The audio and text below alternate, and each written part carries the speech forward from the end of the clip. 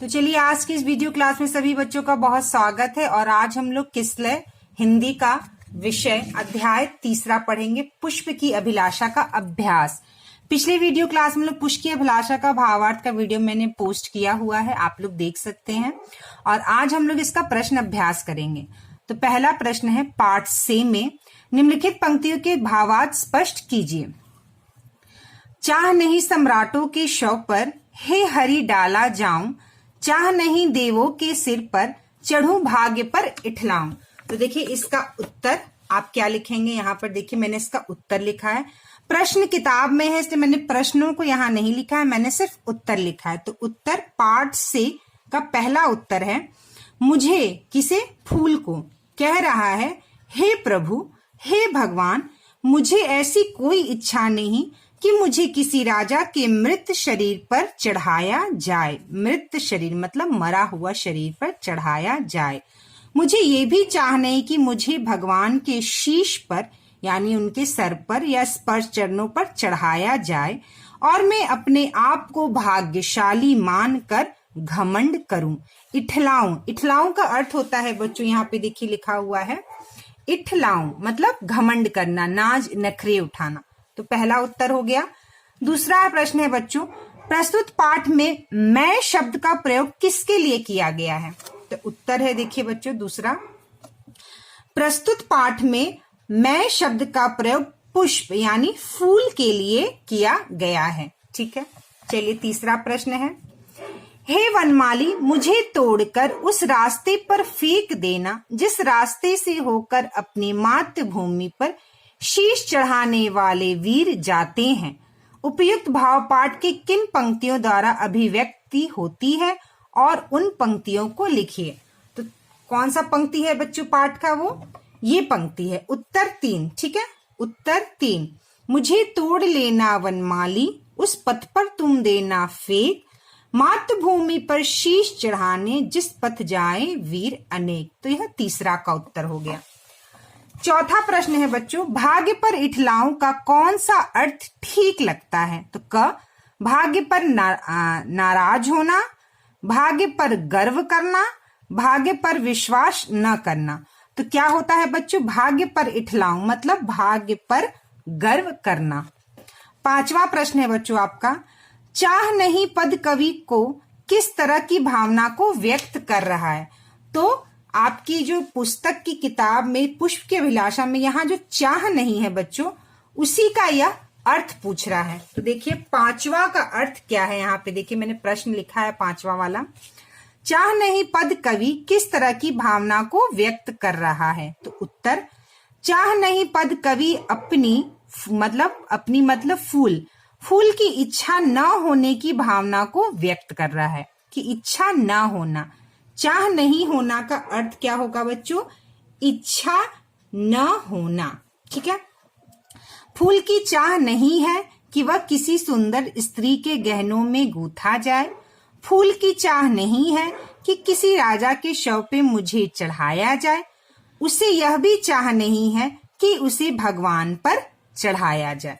तो यह हो गया आपका पांचवें प्रश्न का उत्तर।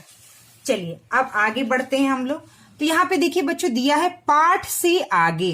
ठीक है, इसमें 2 प्रश्न हैं। ठीक है, पहला प्रश्न, बड़े बड़े सम्मान पाने की बजाय पुष्प उस पद पर फेंका जाना क्यों पसंद करता है जिस पर मातृभूमि के लिए अपना सर्वस्व अर्पण करने वाले वीर जाते हैं। अपना विचार व्यक्त कीजिए। तो देखिए बच्चों पाठ से आगे का पहला प्रश्न का उत्तर, तो यहाँ पे मैंने लिखा है देखिए, पाठ से आगे का पहला प्रश्न का उत्तर। ठीक है, तो पहला उत्तर पहला क्या होगा, बड़े बड़े सम्मान पाना या सम्मानित होना गर्व की बात है, लेकिन सबसे बड़ा धर्म है देश धर्म, अर्थात मातृभूमि के प्रति धर्म का पालन करना। मातृभूमि की रक्षा करना सबसे बड़ा धर्म है। अतः पुष्प की चाह कि उसे उस पथ पर फेंक दिया जाए जिस पथ पर अनेक शूरवीर और रक्षक मातृभूमि के लिए अपना शीश अर्पण कर देते हैं। इस देश के लिए अपना बलिदान कर देते हैं। मैं उन शूरवीरों के पैरों तले, यानी पैरों तले मतलब बच्चों पैरों के नीचे आकर खुद पर गर्व महसूस करूंगा। ठीक है, वो फूल कहता है कि उस पथ पर फेंक देना जिस पथ पर वो वीर चलकर जाते हैं अपना बलिदान देने।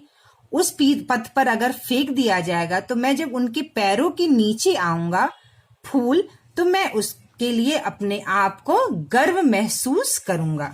ठीक है बच्चों, पाठ से आगे का दूसरा प्रश्न है, पुष्प की भांति आपको भी कोई अभिलाषा होगी, उन्हें 10 वाक्यों में लिखें। तो चलिए यहाँ पे प्रश्न 2 का पाठ से आगे का उत्तर 2। यहाँ पे देखिए, पाठ से आगे का प्रश्न 2 का उत्तर 2। पुष्प की भांति मेरी भी अभिलाषा है कि मैं भी अपने देश के लिए काम आऊं। हम अपने देश के गौरव को बढ़ाएं। मैं अपनी मातृभूमि के सम्मान को बढ़ाऊं।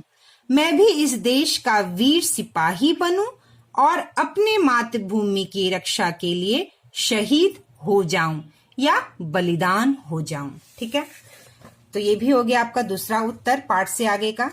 अब हम आते हैं व्याकरण में बच्चों। ठीक है, तो व्याकरण में एक प्रश्न है सिर्फ, भाग्य शब्द के पहले 100 उपसर्ग लगाकर सौभाग्य शब्द बनते हैं। तो क्या है बच्चों, यह जो है 100, इसे उपसर्ग कहते हैं। ठीक है, इसी प्रकार नी, दु, अन उपसर्ग लगाकर प्रत्येक 2-2 शब्द बनाइए। तो चलिए व्याकरण का जो प्रश्न है वह हम लोग बनाते हैं। तो देखिए, नी हत्या होती है बच्चों। हत्या के आगे जब हम नी उपसर्ग लगाते हैं तो नी हत्या होता है। ठीक है, नी हत्ता, हत्या नहीं बच्चों, सॉरी,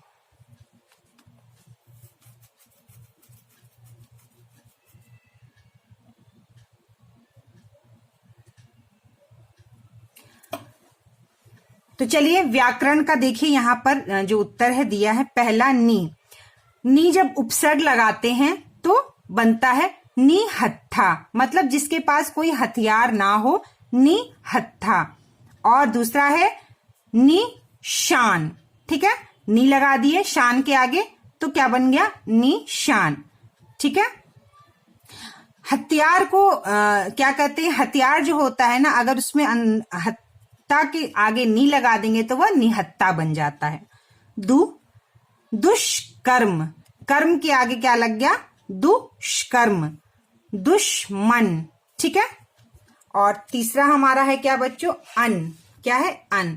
अन का हो गया अनावश्यक, मतलब जो जरूरी ना हो, और दूसरा है अनुतीर्ण। ठीक है, तो इस तरह से आपका व्याकरण का ये प्रश्न हो गया। निहत्ता निशान, दू से दुष्कर्म दुश्मन, अन से अनावश्यक अनुतीर्ण। तो हमारा यह अध्याय अभ्यास जो है पुष्प की अभिलाषा का प्रश्न अभ्यास यहाँ पर कंप्लीट हुआ।